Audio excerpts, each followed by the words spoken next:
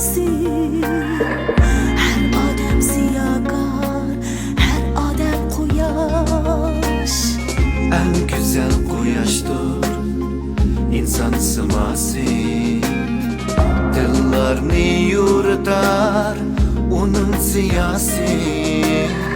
Bu dünya aslida nurlar dünyası. Her adem ziyakar, her adem quyosh.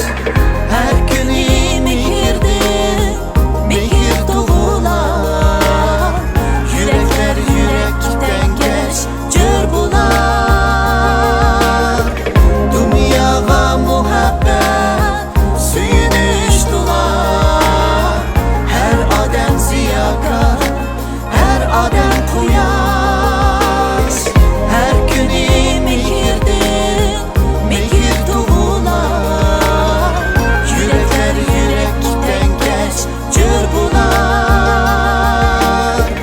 Dünyaya muhabbet, suyunuş dolar.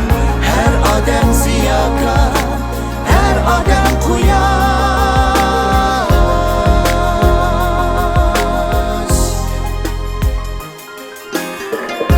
Bu dünya aslida nurlar dünyası.